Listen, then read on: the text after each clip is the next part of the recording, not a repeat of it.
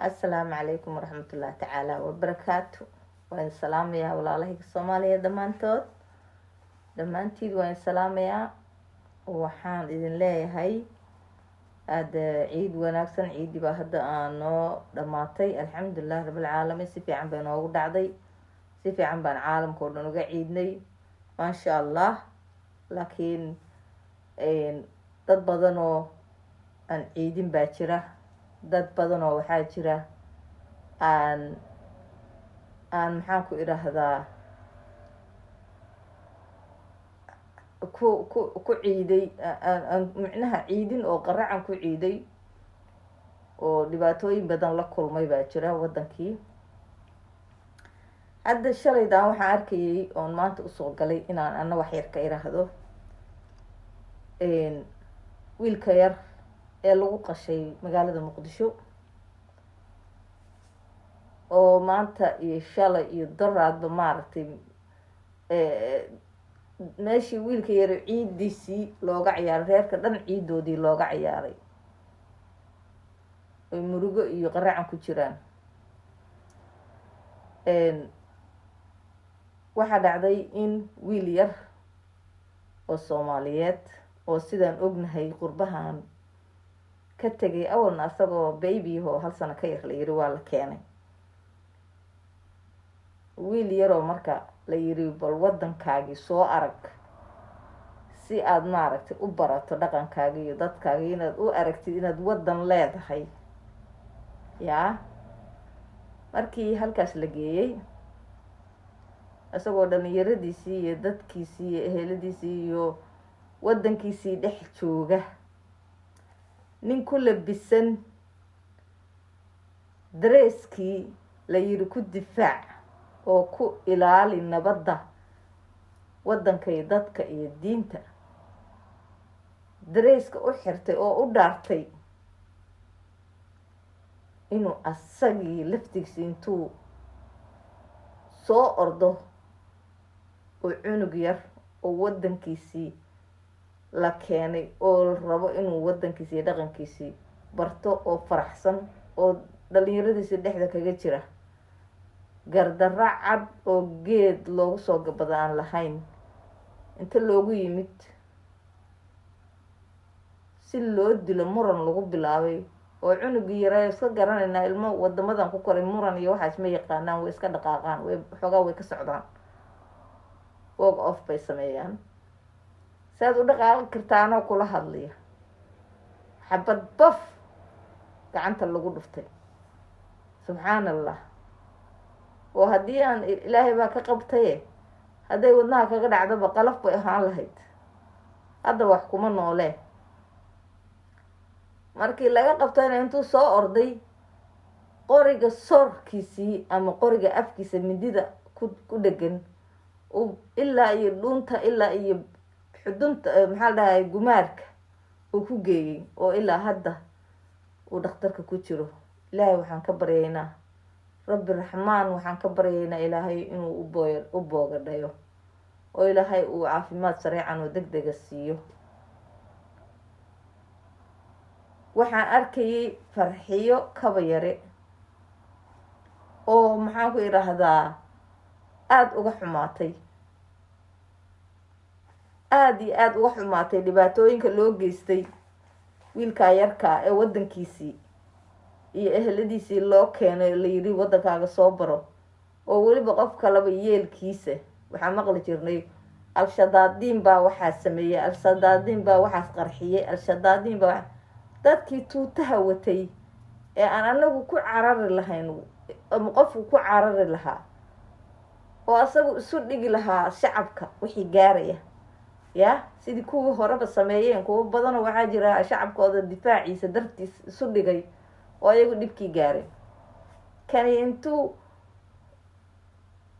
maxaan ku idhaahdaa uniformkii usoo xirtay ayuu weliba ku qashay cunugii yaraa. yaa cunugii yaraa shaafic cabdidoolar oo la yaqaano, reer la yaqaano oo akhlaaq iyo iimaan iyo diin leba uu ka dhashay oo reere nabadeed uu ka dhashay ayaa nin dhan oo ciidankii ku labisan oo hubkii wata cunug yar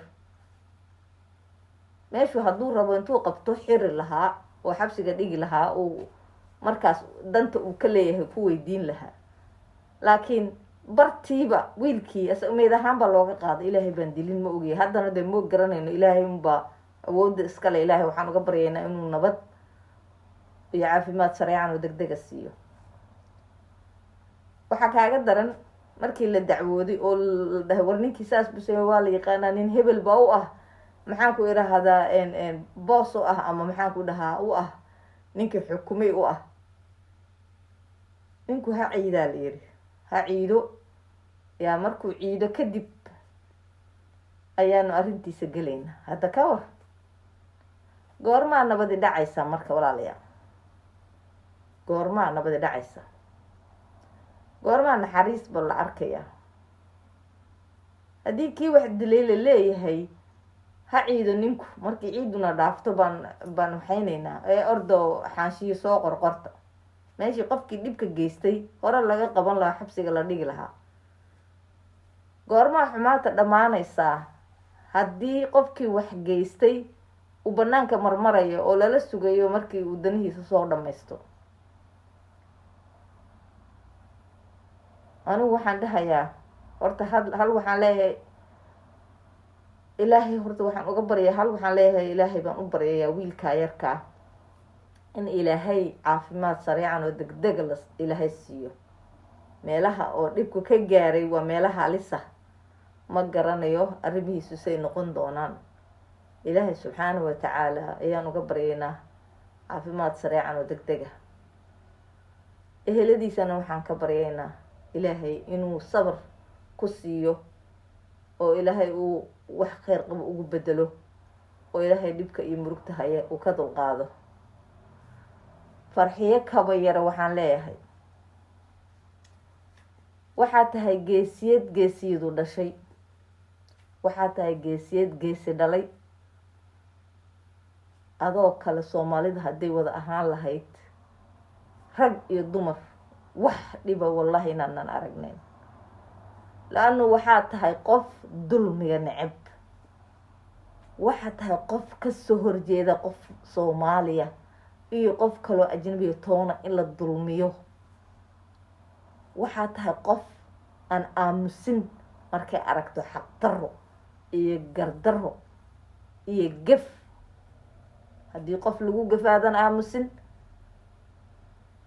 haddii qof oo la dulmiyaadan aamusin, haddii qof la dhibaataynayaadan aamusin, haddii qof baahan yahay baadan ka aamusin ood hiil iyo hooba aada ula taagan tahay.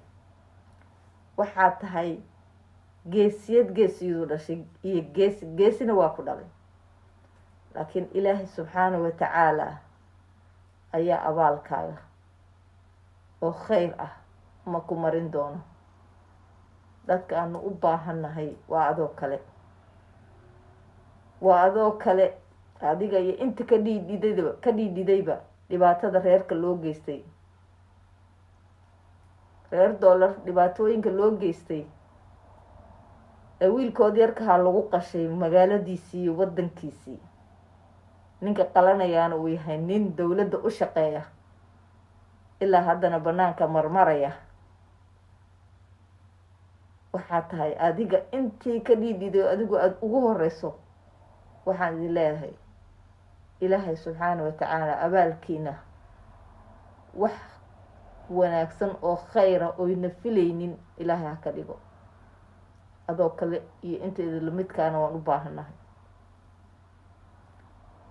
dowladda soomaaliya waxaan leeyahay waad ujeedaan waxa dhacaya. siiba anigu lama hadlayo ninkii wax qashay, cunuga qashay, iyo ninkii mas-uulka ka ahaa asaga xukumay. ninkii wax qashay ninkii mas-uulka ka ahaa ee yiri ninku ha ciido, markaa kabacdi aan sharciga keenaynaa, arrimihiisa gelaynaa. waxaan leeyahay dowladdu raggaa waa in wax laga qabtaa. ninkaas wax qashay sida ugu dhaqsaha badan waa in sharciga la marsiiya oo maxkamad lasoo taagaa oo xabsiga la dhigaa oo wiilkaas haddii tiisi ay gashana xariga iyo xabsiga qoriga maxaa la dhahay loo taagaa meeshii lagu dilaayay dadka. haddii uusan dhibanina sharcigu wuxuu ka qabo hadday xarig tahay iyo hadday dhiiggiisiiyo loo xugmo tahayba waa in la marsiiyaa. waa kan wax qashay macnahayga haydin dhaco soomaaliye. haddii wiilkaa yarkaa ninkii qashay uu yahay nin, haddii uu wiilkaasi ka kaco ilaahay dhibkan ilaahay ha ka kiciyo, caafimaad ilaahay ha siiye. haddii uu ka kaco arrintan waa mar walba waxa waaye waa in horta xabsiga la dhigo, sharciga la hor keeno. arrintaas siday ku dhacday iyo waxay ku dhacdayba bartaa lasoo dhigo, wiilkaa yarkaana si fiican loo daaweeyo oo sidii loo caafimaadkiisa loo dardar gelin lahaa loogu dhaqaaqo. ninkaasna xabsiga lasoo, haddii tiisa ay gashana uusan ka dambaynin, reerkii dhalina waan kula talinayaa, soomaali oo dhanna waan kula talinayaa. ra'yigaasna waan qabaa in nin alle ninkii wax dila, kibir ha ahaato ama yuusan ahaanin, ninkii wax dila ilaa reerka qofku ka dhinta ayaa leh choiceka ayagaa iska leh, ikhtiyaarka marka ayagaa leh. qofkii reerku ka dhintay haddii la dhoohan loo dilo in loo toogto, anigu taasaan qabaa. haddii kale waxaani ma dhammaanayaan soomaaliye waxaan ma dhammaanayaan. marka dawladda waxaan leeyahay ninkaas hala soo qabto. kii kale oo xukumay asaga oo yiri ninkaas soo ciidana, horta xilkana waa in laga xayuubiyo, sharcigana la hor keeno labaduba. dawladda soomaaliya taasaan u dirayaa iyo mas-uuliyiinta iyo inta waxgaradka, culummada, oday dhaqameedyada wanaagsan, taasaan u dirayaa. wax yar baan ku darsanayaa. waxaan idin sheegayaa soomaaliye, waxaa jirtay waagii waxaa layidhi dawladdii markay dhacday weyn hore ee militariga ahayd ee maxamed siyaad bar ilaahi u naxariistee uu ka ahaa madaxweynaha, markay dhacday waxaa bilaabatay qabyaalad wax la yiraahdo. qabyaalad iyo qabiil in haddana soomaali laftigeedu isku xasuuqdo. waxaa dhacday oday waalan iyo dad wada waalan oo qabyaaladii caloosha ka buuxdo inay cararaan, ay wadankii tagaan, wadanka baadiyihiisa tagaan, ay dhahaan reer hebel, anagoo reer hebela tolaay waa nalaku soo duulo, reer hebel baa nagu soo diilo, marka reer qansax waa inaan ka aarsanaa. waxaan rabnaa ciidan inaan samaysano, wiilal yaryara oo reer miyi ah oo xoolahoodii ku dhex dhashay oo xoolahoodii dhaqanaya. oday walba reerkii baa lagu soo duule, wiilashii baa laga soo aruursaday, laga keenay midba reerba walbaba wiil baa laga soo kaxaystay. wiilka yarkaa siyaasad ma yaqaano, macnaha loo wada ma yaqaano, sababta loo soo kaxaysta ma la yaqaano. waxaa lagu guray reer hebel oo reer qansaxaa nagu soo duulay, marka waa inaanu iska difaacnaa. hadda ayagaaba wada duulaan. markay saasa dhacdo soomaalidii waa tii gam isku noqotay, reer hebel. laakiin hadda wadanka maxaa ka haray kuwaas? intii horta wanaagsanayd ee markaa waaweyneyd ama dhalinyaro markaas ahayd oo cilmiga lahaydna waa kuwii kasoo qaxay. culummada qaarna culumay noqdeen, culummadii waaweyneydna qaarna waa dhinteen, qaarna waa ilaahay baa kasoo saaray dhibku markuu bilowday. dhalinyaradii markaas waxbaratayna qaarna waa soo carareen, qaarna wadankiibay meelahaas bay ku qaxeen darisyada ah. markaasay halkaas haddana diintii iyo wixii kasii wadeen, business iyo wax kasii wateen. kuwii marka soo qaxay ee wadamadan wax ku bartay waxaa soo labeeya oo cleanka ah macnaha wadanka, wixii dhashay markaas ka bacdi wixii 90kii kadib dhashay ee maanta dhalinyarada waddanka ilaa 85 ilaa 90% waa dhalinyaro. waxaa soo raaca 10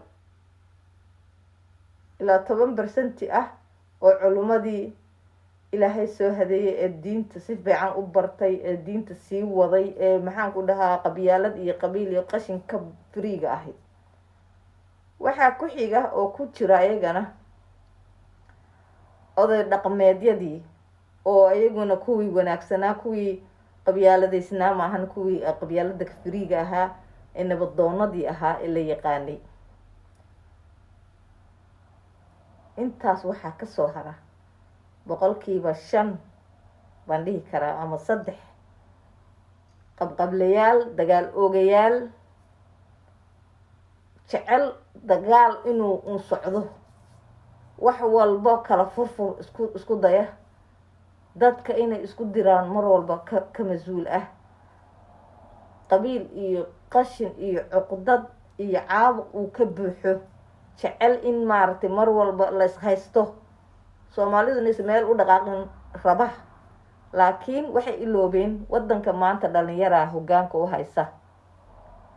waxaan rabnaa hoggaanka dhalinyarada in loo dhiibo waxbaratay, culumada iyo oday dhaqameedyada. intaa hadday is helaan, oday qabqablaa oo qabyaaladiista, oday xanuunsan, mid maxaan ku dhahaa waxa hadda la leeyahay waxay hayaan mas-uuliyiin bay qaarkood yihiin, waa odayaal gaboobay, odayaal gagaboobay oo waqtigoodii dhamaastay oo qabyaaladiistayaal ah weeyaan. ma rabaan marka ilaa waxay qabanayaan oo kale ma leh, waxay isku dhejinayaan meeshaas inay joogaan. dhalinyarada uma ogola inay wax qabsadaan, laakiin laga yeeli maayo. dhalinyaro waxaan idin leeyahay kaca, wax alla wixii hortiina soo mara ee oday ah ee qabyaaladiista ah ee rabo inuu idinkala qaybiyo, diida. calankiina saa ugu dhegan tihiin eed waddankiina u jeceshihiin u jeclaada. qof kasta waddan kasta dhalinyaradiisa weeyaan. dhalinyaradu haddaysan wax qabsanin, aysan jacaylka waddankooda aysan muujin, oysan ayagu isku tashan, cid wax ka yeelaysa ma jirto. yaan la idinku sirsirin reer qansax baan isla nahay, reer qurac baan isla nahay.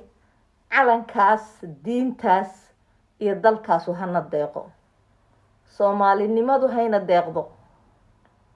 aanu ka tanaasulno, aanu diidno odayaasha xunxun ee sida xun u socda, aanu aqbalno oo maqalno culumada iyo oday dhaqameedyada nabadda, oday dhaqameedyada oo nabadda wada oo wax wanaajinaya, iyo culumada diinta. hooyooyinku ayagu waaba hormoodkii waddanka. dhalinyarada ayagu dhaleen ilmahooda ay gardaadiyeen, because guri hooyey kasoo baxeen kuwaani. hooyo kasta ilmaheeda ayadaa barbaarinaysa, markas waxaad ka dareemaysaa ilmaha dhaqankooda, ilmaha dhaqankooda ayaad ka dareemaysaa. waad u jeediin waxaa la qiray internetka dhalinyarada Soomaaliyeed number 1 inay ka galeen, inay number 1 ka galeen dadka dalkooda u jecel, dalka jecel. waxay number 1 ka galeen dadka calamkooda jecel iyo diintooda iyo dhaqankooda. waxaan leeyahay Soomaaliya guul baan u rajeynayaa. waxaan aaminsanahay maadaama aan nahay 80% ilaa 85 xitaa waa ku dhownahay % oo dhalinyarada inta anigu u weynahay, yaa inta aniga iyo inta ila midka u weyn yihiin. waxaan leeyahay walaalayaal, inta naga waaweyn, aniga iga waaweyn, waxaan leeyahay walaalayaal, wanaag haddiina wax ku dhaqaynin oo wax ku hagaajinaynin, noo qabyaalad, noo qabiil, calanka iyo dalka iyo diinta hana deeqdo. ha ku taageerin qofna dulmi, qofna dulmi ha ku taageerin. qof la dulminayo haddii ad aragtid oo walaalkaa xataa dulminayo ama aabahaa dulminayo, ka qabo, aabaha waxaa la yidhi walaalkaa 2 jeer u hiili baa la yidhi walaalkaa 2 jeer. markuu gardaran yahay u hiili baa la yidhi. macnaha maaha marka inaad gardaradii ku garabsiisid, no, ka qabo gardarada, u sheeg inuu gardaran yahay, ka joogde, kuguma raacsanin, waxaas waa khalad, qofkii kalena ka raaligeli. marna u hiili baa markii laga gardaran yahay walaalkaa garab istaag. walaalku marka ma ahan kan kula dhashay keliya. anigu walaashaa baa noqon karaa, in qof kasta oo Soomaaliya aniga waa walaalkay. macnaha labada wada dhalatay ilaahay baa wada dhalsiiyey, laakiin Soomaali dhammaan waa wada walaalo, waa wada ehel, waa wala abti iyo adeer iyo eedo. marka waxaana laka rabaa gardarada qofna yaana ku taageerin, dulmiga yaana qofna ku taageerin. Allah subxaanahu wa tacaala inuu ka baqno. ummadda Soomaaliyeed waxay u baahan tahay in wax loo sheego oo laga baabi'iyo cuqdada iyo xumaanta iyo wixii hore dadka waaweyn qaar waxaa jira wax soo gaargaareen. cafisku wax ka fiican ma leh. Soomaaliya horaan isu cafinay baa la yidhi, cafiskii aynu sii wadno. waxaan anigu hadalkayga kusii gabagabeynayaa, aynu usoo wada duceyno wiilkaa yarkaa in Cabdidoolar, waa inaan usoo duceynaa. waalidiintiis waa inaan u duceynaa. kii xaqdarada ka galay ee dulmiyey ee wiilkaa yarkaa dhibaatadaas u geystay, ku qashay magaaladiisii wadankiisii, asagana ilaahay waxaan uga baryaynaa in sharciga ilaahay hor keeno. wiilkaa yarkaana ilaahay ha caafiyo. dowladana waxa waaye baaqan u dirayna waxaa weeye, waa dadka wax dulminaya ka qabta. ninkii wax la dilo diintusay ka qabta, ha lagu sameeyo, lagu fuliyo. kii aan wuxuu dulmigu geystay aan qof u dhimanin laakiin dhibaato geystay, sharciga iyo xabsiga iyo wax alle wixii diintu ka qabta ha loo istaajiyo, ha loo qoro, ha loo xukumo. si kale dhibaato looga bixi maayo. haddii nin walba nin dilo, haddii nin walba qof dilo oo qofkii banaanka uu marayo, waa khalad. wanaag ma gaarayno weligeen ilahin wanaag ma gaarayno. waxaan leeyahay kheyr iyo barwaaqaan idin rajeynayaa iyo bashbash. farxiyo kabeeradna waxaan ku leeyahay guuleyso meeshaad joogtidba. saasaan kugu ogahay, dulmi diid weligaaba ahow. aad baan u jeclahay dadka dulmiga diida, dadka gafafka diida. war dulmi haddaa aragtay ha aamusin. ilaahay af buu ku siiyey. haddaad dhegaysato ood maqashay ama aragtay, war ka hadal oo say maxaa dhahaa, waa inaad dhahdaa joojiya waxaas, waa dulmi, raalli kama nihin, waa in la joojiyaa waxaas iyo waxaas. haddaan laga hadlin wixii dulmi yimaada ama qofkii la dulmiyaad u jeedid, waa khalad. isku mid baan nahay. aanaan meeshii joogin baan ka danqanayaa, because hadday ku dhici lahayd dhibaatadaas kan ila dhashay ama kuu dhalay ama kaan dhalay, waxa waaye way idanqi lahayd. marka waxaan idin leeyahay Soomaaliyey, toosa oo toos isku tiirsada. hadba kiina taagdaran taageero weligiin. waad mahadsantihiin. videogan please share gareeya. haddaad dulmiga necab tahay waaye, ood nabadda jeceshahay, oo dalka jeceshahay, oo diinta jeceshahay, oo calanka jeceshahay. haddaadan ahayna waxba ha ku soo tarin, laagna ha saarin, waxbana comment ha ka dhiibin haddaad tahay qof oo xanuunsanaya. marka kheyr baan idin rajeynayaa. guuliyo gobonimo. Soomaaliya ha noolaataan leeyahay. wiilkaa yarkaan ilaahay ha caafiyo. asalaamu calaykum waraxmatullaahi wabarakaatu.